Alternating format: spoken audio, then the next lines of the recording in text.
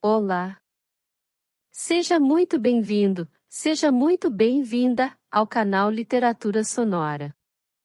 Agradecemos pela preferência. Que esta experiência venha lhe proporcionar novos aprendizados. Boa audição. Machado de Assis. Uma partida. Capítulo 1.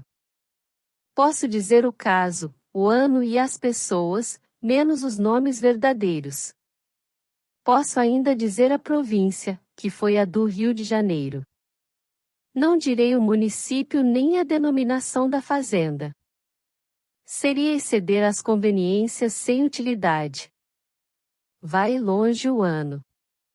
Era o de 1850. A fazenda era do Coronel X, digamos Xavier. Boa casa de vivenda, muitos escravos, mas pouca ordem, e produção inferior à que devia dar. O feitor, que era bom a princípio, virou desmazelado, como dizia o coronel aos amigos, sem que este acabasse de substituí-lo, como diziam os amigos do coronel. Corriam algumas lendas, sussurrava-se que o fazendeiro devia certas mortes ao feitor, e daí a dependência em que estava dele. Era falso. Xavier não tinha alma assassina, nem sequer vingativa. Era duro de gênio. Mas não ia além de algumas ações duras. Isso mesmo parece que afrouxava nos últimos tempos. Talvez tivesse pouca aptidão para dirigir um estabelecimento agrícola. Mas os primeiros anos de propriedade desmentiam esta suposição. Foram anos prósperos, de grande trabalho e vivas esperanças. O terceiro ano confirmou algumas destas, mas o quarto foi já decadente, e os restantes vieram, ora melhor, ora pior, sem que a lavoura tornasse ao que fora. Os escravos mortos ou fugidos eram substituídos por pretos importados de contrabando, meias caras, como se dizia. Os correspondentes da antiga corte adiantavam dinheiro. Xavier não perdeu o crédito. Tinha perto de 40 anos. Pertencia a uma antiga família agrícola, espalhada pelo Rio de Janeiro, Minas Gerais e São Paulo. O pai criou um pouco a revelia. Já na fazenda, já na capital, aonde ele vinha muitas vezes, fazia tudo o que queria e gastava à larga. O pai desejava que ele fosse doutor ou bacharel em direito, mas o filho não quis e não foi nada. Quando o velho morreu, deixou-lhe a fazenda em bom estado, dinheiro nas mãos dos correspondentes, muito crédito, ordem e disciplina. Xavier tinha 27 anos. Correu da corte e já achou o pai enterrado. Alguns amigos do velho, que estavam na fazenda, receberam o herdeiro com muitas provas de estima, desejos de perseverança na casa, mas o moço Xavier, ou porque eles acentuassem demasiado a afeição, ou porque se intrigassem uns aos outros, em breve tempo os pôs na rua. Parece que deles é que nasceu mais tarde a lenda das mortes mandadas cometer pelo fazendeiro. Já ficou dito que os 2 primeiros anos foram prósperos. Como a prosperidade vinha do tempo do velho, é fácil crer que continuou pelo impulso anterior. É verdade, porém, que Xavier deu todos os seus cuidados à lavoura, e juntou o esforço próprio ao que ela trazia. Os parentes estavam satisfeitos com a conversão do moço. Um deles alcançou-lhe uma patente de coronel da Guarda Nacional, e deu-lhe conselho que tomasse para si a influência política do município. Outro, um velho tio mineiro, escreveu-lhe uma carta dizendo que casasse. É indecente, concluiu a carta, que você viva aí num serralho de crioulas, como se diz por aqui. Case-se, não faltam moças bem educadas e bonitas, conquanto beleza seja a prenda dispensável a uma mãe de filhos. Capítulo 2.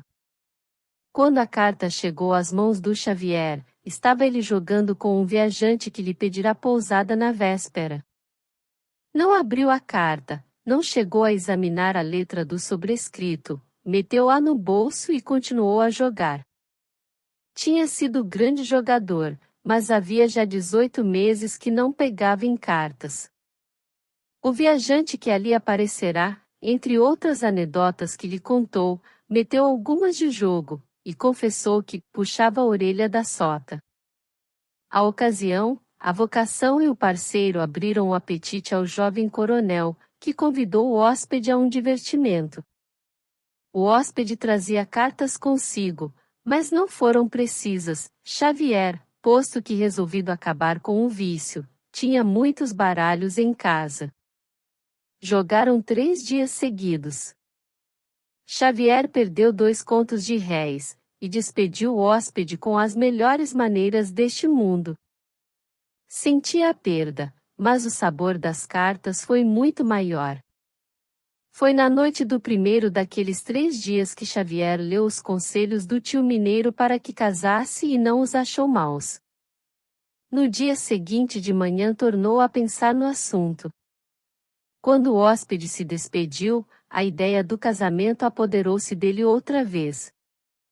Era uma aventura nova, e a vida de Xavier fora dada a tantas, que esta devia namorá-lo.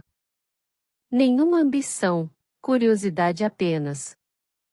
Pensou em várias moças, fez-se a seleção, até que adotou a filha de um fazendeiro de São Paulo, que ele conhecera, anos passados, com 17 de idade, devia ir em 20 e não lhe constava que tivesse marido. Ao vê-la, 2 meses depois, Xavier estava longe de crer que a mocinha de 17 fosse aquela magnífica moça de 20. Só mais tarde soube que ela, desde os 17 anos, ficará namorada dele. Acordos tais são próprios de novelas, nem eu poria isto aqui, se não for a necessidade. Parecem coisas preparadas, e, entretanto, examinando-as bem, são banais e velhas. Esquecemo-nos de que os novelistas, à força de levarem para o papel os lances e situações da realidade, deram-lhes um aspecto romanesco. Não houve obstáculos ao casamento. O velho tio mineiro foi padrinho de Xavier, e, dentro de pouco, tornava este a fazenda fluminense, acompanhado de Dona Paula Xavier, sua consorte. Viagem longa e cansativa, foram naturalmente repousar. Descansemos nós também nesta pontinha de capítulo. Capítulo 3. Dona Paula não teve a lua de mel deliciosa que esperava. O casamento fora obra de reflexão e de conselho. Assim, o amor que adormecera nela, pouco depois de nascido, acordou espantado de tornar a realidade das coisas, e principalmente de não as reconhecer. Como Epimênides, via um mundo diverso do que deixará. Esfregou os olhos, uma e mais vezes, tudo era estranho. O Xavier de 3 anos passados não era este de hoje, com as suas feições duras, ora alegre, ora frio, ora turbulento, muitas vezes calado e aborrecido, estouvado também, e trivial, sem alma, sem delicadeza. Pela sua parte, Xavier também não achou a lua de mel que pensava, que era um astro diferente daquele saudoso, e porventura poético, vertendo um clarão de pérolas fundidas, mais ou menos isto, que a mulher sonhara achar ao pé do noivo. Queria uma lua de mel patusca. Um e outro tinham se enganado, mas estavam unidos, cumpria acomodarem-se com a sorte. Ninguém troca o bilhete de loteria que lhe saiu branco, e se o emenda, para receber um prêmio, vai para a cadeia. O bilhete branco é o sonho, deita-se fora, e fica-se com a realidade. 4 meses depois de casado, Xavier teve de ir ao Rio de Janeiro, onde se demorou poucos dias, mas voltou no mês seguinte, e demorou-se mais, e afinal amildou as viagens e dilatou as demoras. A primeira suspeita de Dona Paula é que ele trazia amores, e não lhe doeu pouco, chegou a dizê-lo ao próprio marido, mas sorrindo e com brandura. Tolinha, respondeu ele. Pois eu agora, amores, não me faltava mais nada. Gastar dinheiro para dar com os ossos na corte, atrás de raparigas. Ora você. Vou a negócios, o correspondente é que me demora com as contas. E depois a política, os homens políticos, a ideia de fazer-me deputado. Deputado? Provincial. Por que não aceita? Eu, deputado. Tomar eu tempo para cuidar de mim. Com que então, amores? Continuou ele rindo. Você é capaz de fazer pensar nisso. Dona Paula creu no marido, estava então grávida, e punha grandes esperanças no filho ou filha que lhe nascesse. Era a companhia, a alegria, a consolação, tudo o que o casamento não lhe deu. Como se aproximasse o termo da gestação, Xavier suspendeu as viagens à capital, mas por esse tempo apareceram na fazenda uns 3 sujeitos, que se hospedaram por dias, e com quem ele jogou à larga. A mulher viu que ele amava as cartas. Em si, o jogo não a incomodava, alguns parentes seus davam-se a essa distração, e nunca ouvirá dizer que fosse pecado nem vício. O mal vinha da preocupação exclusiva. Durante aqueles 8 dias, Xavier não pensou que era casado nem fazendeiro, todo ele era cartas. Sabia muitos jogos, mudava de um para outro, com o fim de dar descanso ao espírito. Enquanto se descansa, carrega-se pedra, dizia ele aos parceiros. Acabaram os 8 dias, os hóspedes foram-se, com promessa de tornar mais tarde. Xavier, apesar de haver perdido muito, estava bonachão. Outras vezes, embora ganhasse, irritava-se. Por quê? Estados de alma que os fatos externos podiam explicar até certo ponto, mas que prendiam naturalmente com a índole do homem. Não era o dinheiro que o seduzia no jogo, mas as cartas, quase que só elas. Certo, preferia ganhar a perder, até para ter sempre com que jogar, mas era o jogo em si mesmo, as suas peripécias, os seus lances, as rodas de fortuna, a ansiedade na espera, a luta, a superstição, a fé em uma carta, a descrença em outras, todas as comoções que traz o meneio delas. Quando jogava assim uma boa temporada, dia e noite, ficava farto por algum tempo. O pior é que o prazo do descanso ia diminuindo, e a necessidade vinha cada vez mais cedo. Capítulo 4. Quando veio a hora de nascer o filho, estava Xavier em um dos estados de desejo, o acontecimento pôde distraí-lo. Já tinha em casa médico e uma comadre, um tio da mulher e 2 filhas. Não faltou nada. Havia animais encilhados e pajens prontos para correr à vila próxima, a buscar o que fosse preciso. Dona Paula padeceu muito, e as esperanças dissiparam-se na mais triste das realidades, o filho nasceu morto.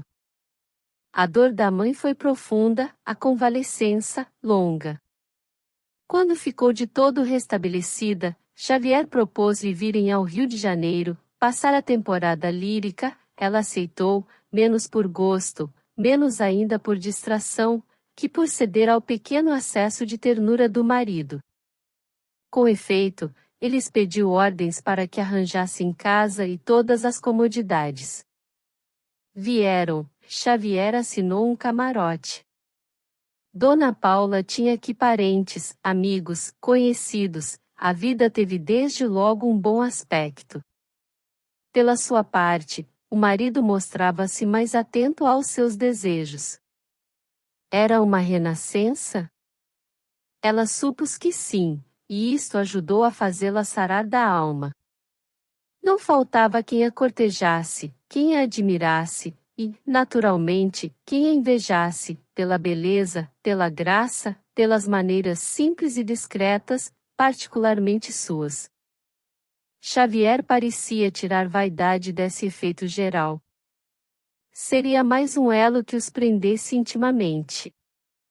Entretanto, pouco depois de chegados, começaram as suas noitadas fora de casa. Da primeira vez, quando ele se recolheu, 4 horas da manhã, ainda Dona Paula estava acordada, ansiosa, vestida, e atirou-se a ele, satisfeita de o ver. Sinceramente, receava algum perigo, não pensou em amores nem cartas. Xavier não correspondeu à ansiedade da mulher, nem entendeu os seus receios.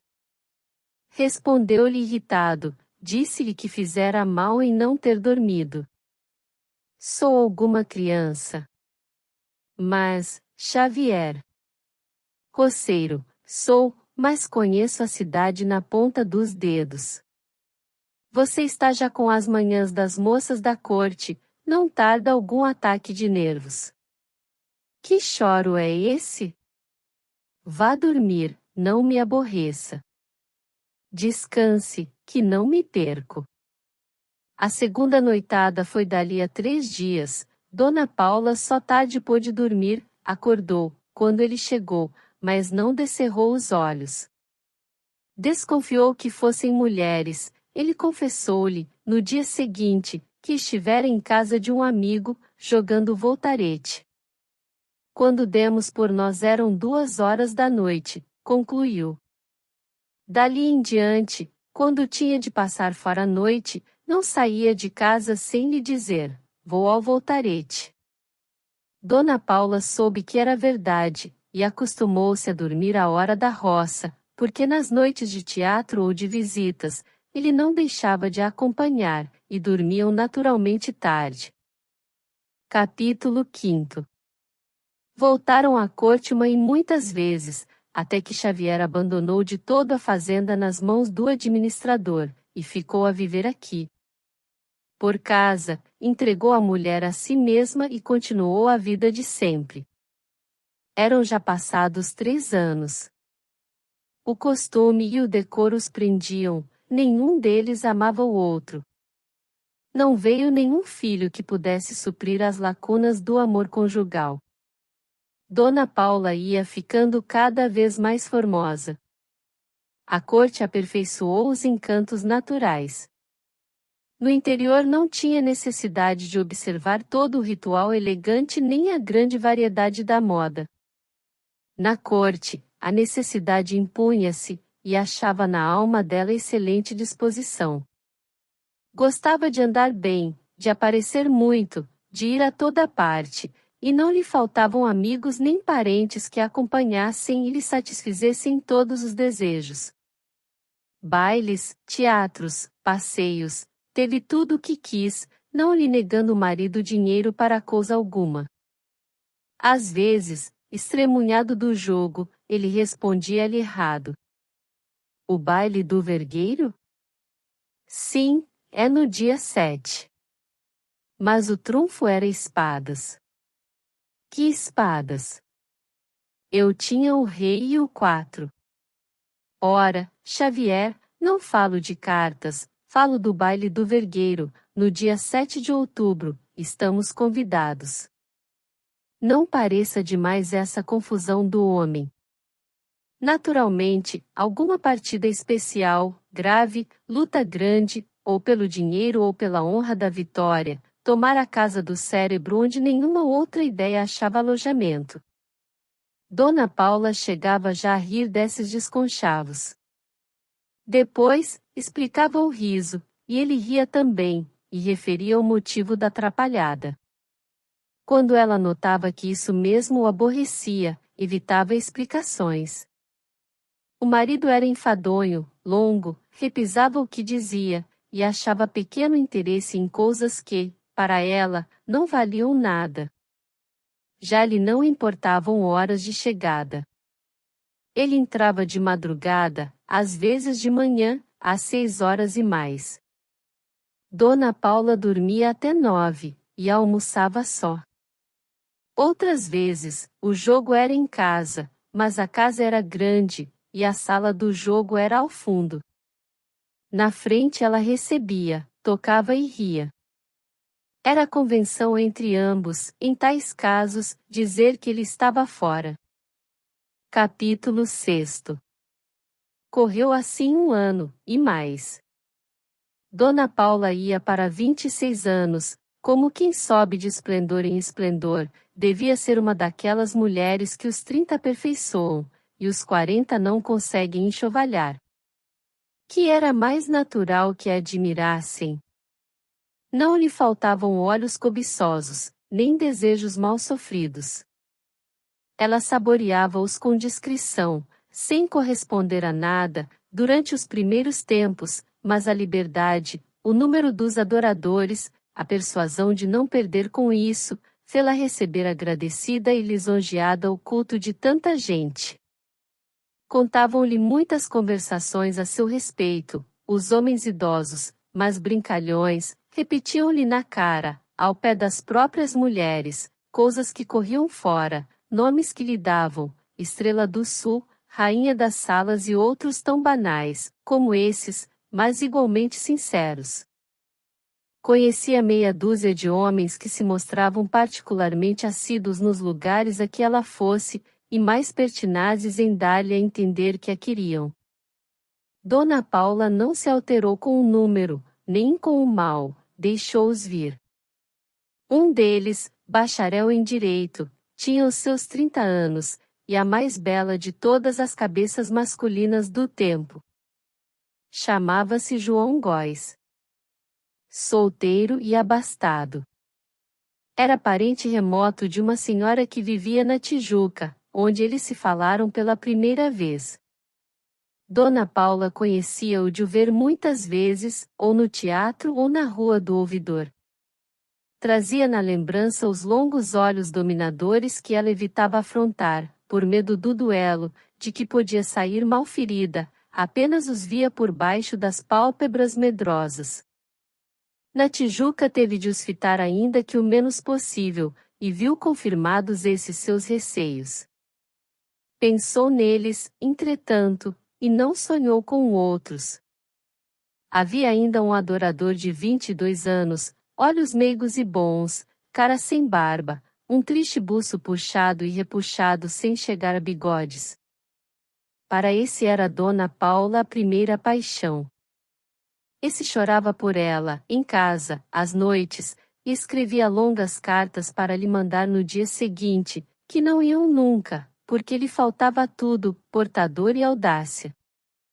Não faltava audácia a João Góes, nem portadores, se lhe fossem necessários.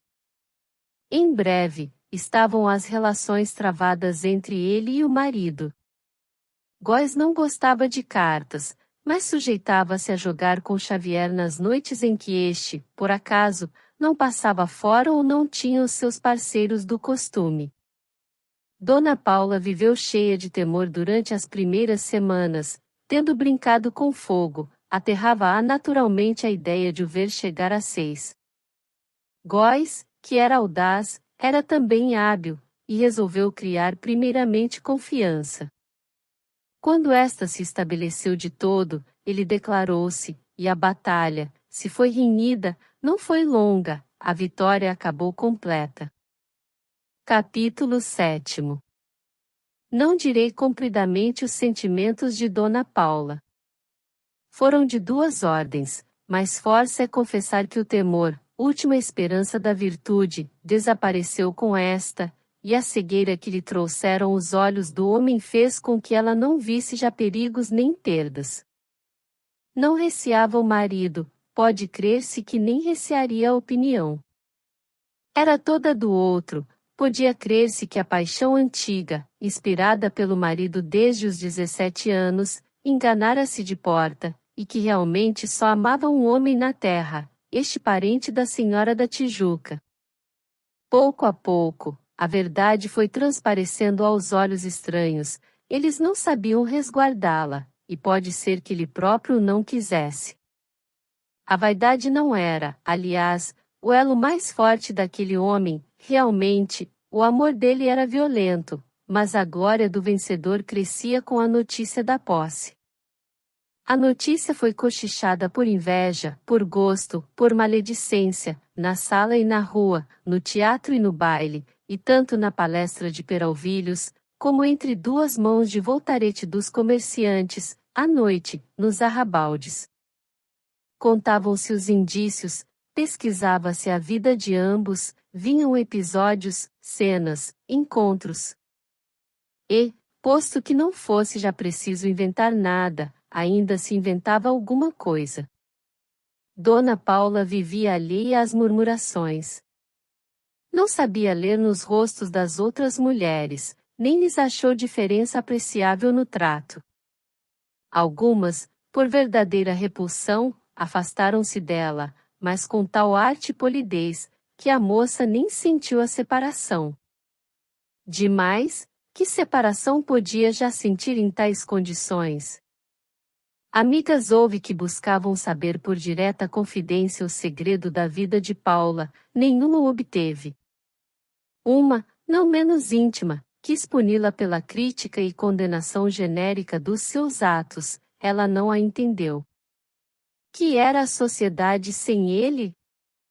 Que era a virtude fora dele? Tal era o estado moral da consorte de Xavier, quando sucedeu o que lhes vou contar. Capítulo 8. Góes teve um dia a ideia de propor a Dona Paula que deixassem o Rio de Janeiro e o Brasil, e fossem para qualquer país do mundo, os Estados Unidos da América do Norte, se ela quisesse, ou qualquer recanto da Itália. A própria França, Paris era um mundo em que ninguém mais daria por eles. Você hesita? Não hesito, respondeu Dona Paula. Por que não me responde? A proposta é grave, mas não é a gravidade que me impede de responder já e já.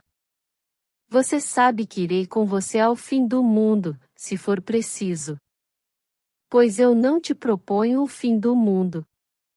Sim, e acaso é preciso? Góes ia sorrir, mas suspendeu a tempo o sorriso, e fechou o rosto. Dona Paula acudiu que estava por tudo, iria à China, com ele, a uma ilha deserta e inóspita. Pleno romantismo. Góes pegou-lhe nas mãos e agradeceu-lhe a resposta. Perguntou-lhe ainda se não cedia de má vontade, ou se era de coração, se padeceria, caso ele se fosse embora só, e a deixasse. A resposta de Dona Paula foi tapar-lhe a boca, não a podia haver mais eloquente. Góes beijou-lhe a mão. Deixar-me. Você pensaria acaso em semelhante coisa, se eu recusasse? Talvez. Então é falso que...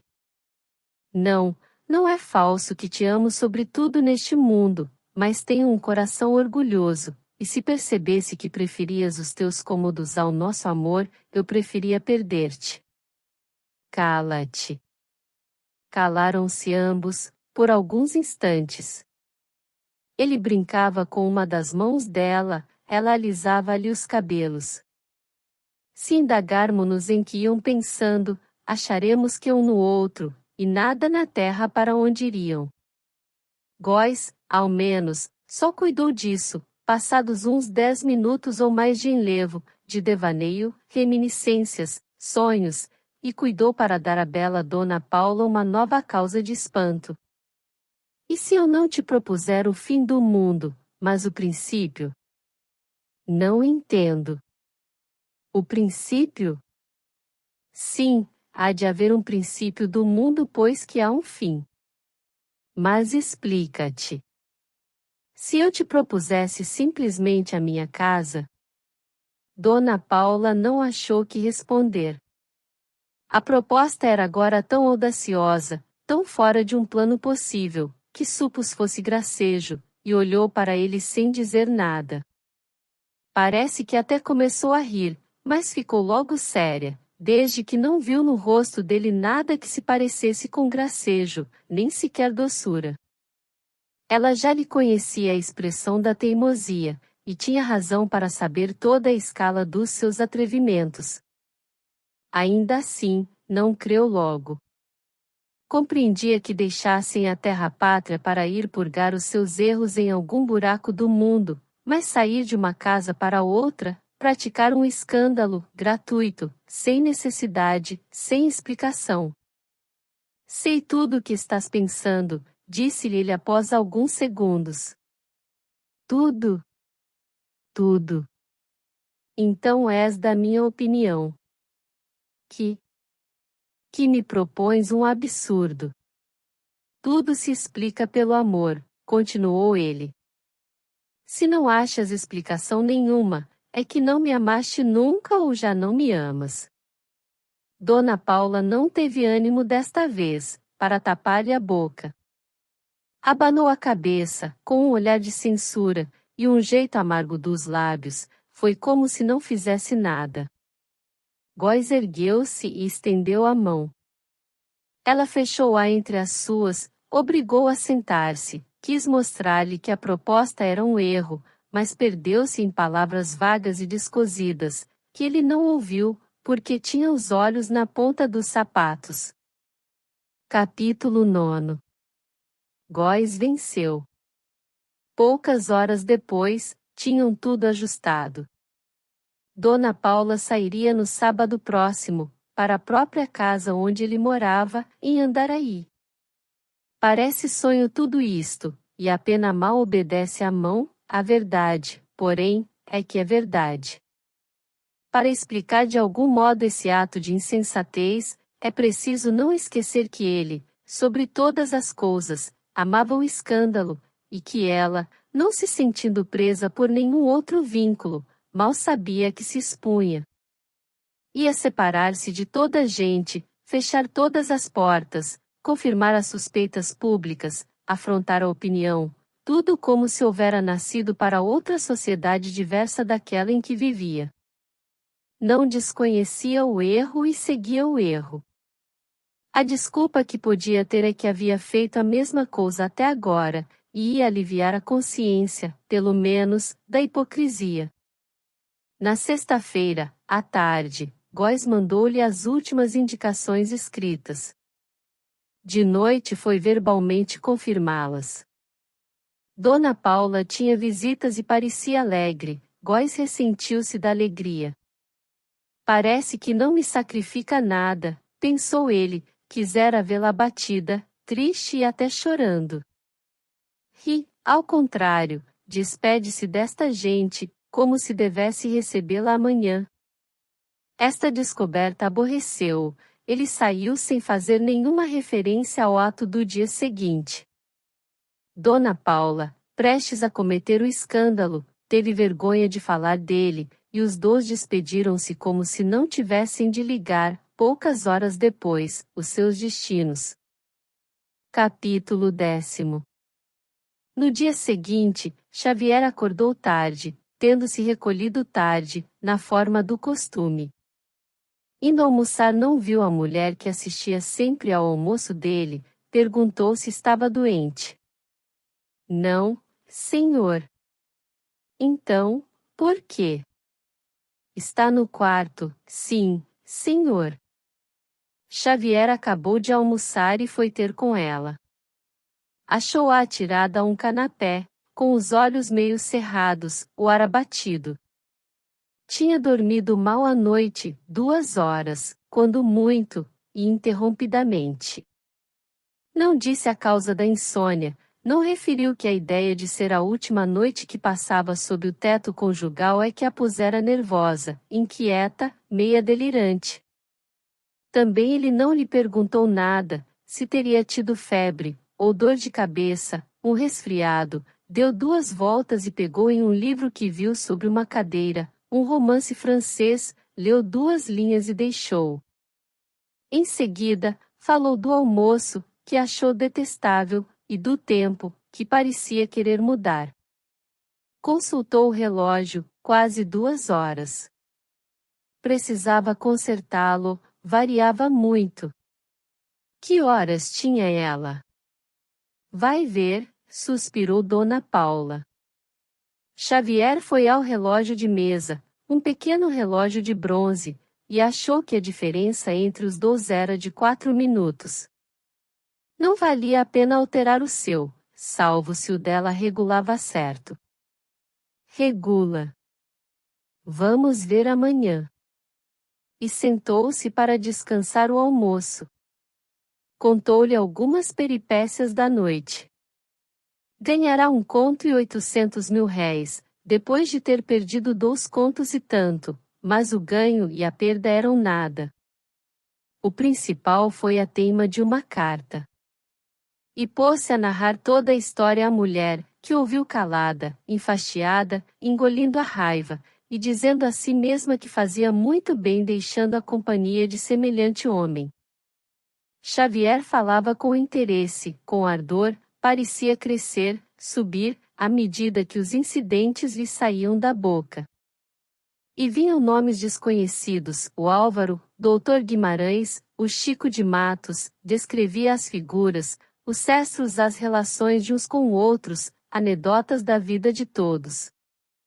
Quando concluiu parecia afrontado, pediu alguma coisa, a mulher preparou-lhe um pouco de água de melissa. Você não quer fazer a digestão calado, disse-lhe ela.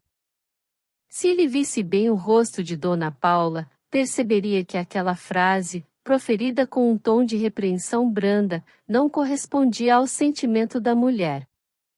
Dona Paula, se alguma dúvida pudesse ter em fugir de casa, já não a tinha agora, via-se-lhe na cara uma expressão de asco e desprezo. Passou, disse ele.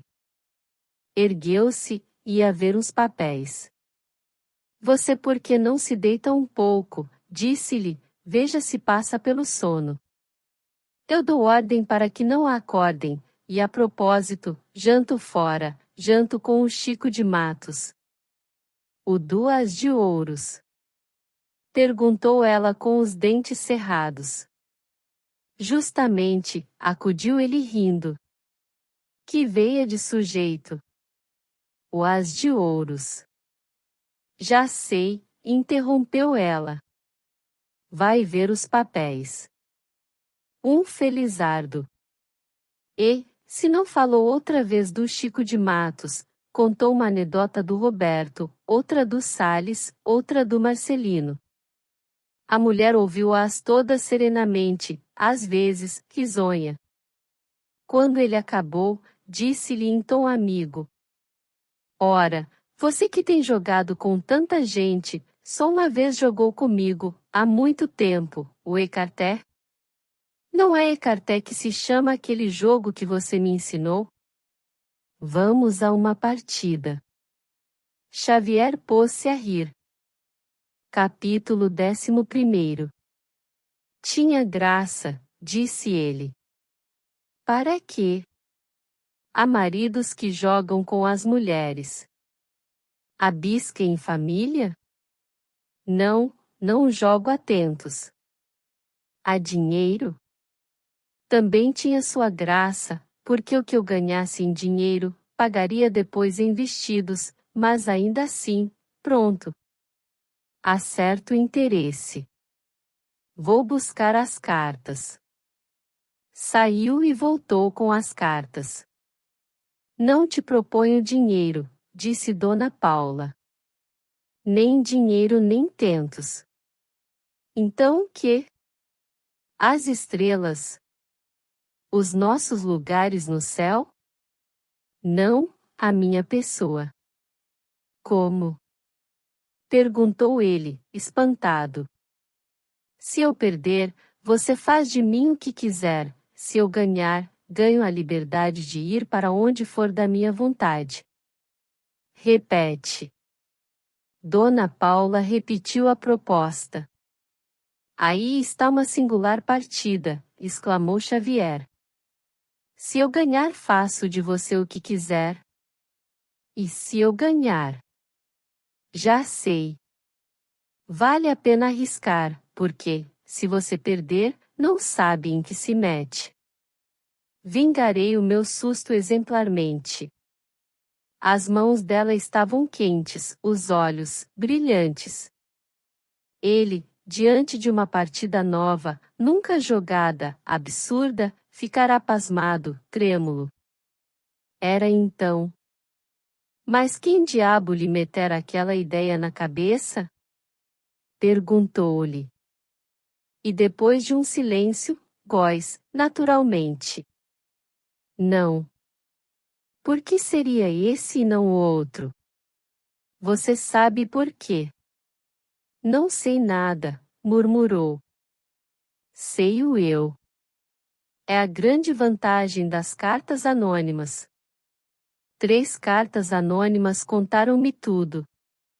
Guardei a primeira, queimei as outras, e nunca lhe disse nada, porque não adiantavam nada. Dona Paula negou ainda, por boca e por gesto, afinal, calou-se e ouviu tudo o que ele continuou a dizer. Xavier falava sem cólera. Confessou-lhe que a primeira impressão foi acerba, mas depois sarou a ferida e continuou bem. Decididamente, o jogo estava acima de tudo. Era a consolação real e única da terra e do céu. Que se jogaria no céu? Dona Paula rompeu finalmente. Bem, concluamos, disse ela. Estão postas as condições e aceitas. Vamos às cartas. Uma partida em 3, disse ele. Quem ganhar as 2 primeiras, levanta a mesa. Baralhou as cartas, distribuiu-as e ganhou logo a primeira. Jogaram segunda. Dona Paula ganhou a segunda. Foram à terceira, que desempatava. O rei, disse ele, marcando um ponto. Jogou a primeira carta, mas não jogou segunda. Parou, as cartas caíram-lhe, fez um gesto, e, antes que a mulher pudesse ver nada, caiu redondamente no chão. Dona Paula acudiu, chamou, vieram criados e um médico vizinho, Xavier estava morto. Uma congestão. Capítulo 12. Ninguém acredita que Dona Paula tivesse lágrimas para o marido. Pois teve-as, poucas, é certo, mas não deixou de as chorar, quando o cadáver saiu. No dia seguinte, a impressão passará. Que partida jogaria, agora que a fortuna a libertara de toda a obrigação? Góis visitou-a, dias depois do enterro. Não lhe falou em sair de casa, também não lhe falou de amores. Dona Paula agradeceu esse respeito, não obstante a certeza que ele tinha da separação moral em que ela viveu com o marido. O respeito estendeu-se a 2 meses, depois, a 4, Góis fez-lhe algumas visitas, sempre frias e curtas. Dona Paula começou a crer que ele não a amava. No dia em que esta convicção lhe entrou no coração, esperou resoluta, mas esperou em vão. Góis não voltou mais. A dor e a humilhação de Dona Paula foram grandes. Não compreendeu os motivos desse ato. Não percebeu que a liberdade e a viuvez a tornavam fácil e banal para um espírito como o do cúmplice. Teve amarguras secretas, mas a opinião pública foi em seu favor, porque imaginaram que ela o expulsara de casa, com sacrifício e para a punição de si mesma. Fim. Querido ouvinte, obrigado por acompanhar a mais este vídeo. Sinta-se à vontade para avaliar o conteúdo e comentar. Se desejar, compartilhe e inscreva-se. Um grande abraço para você.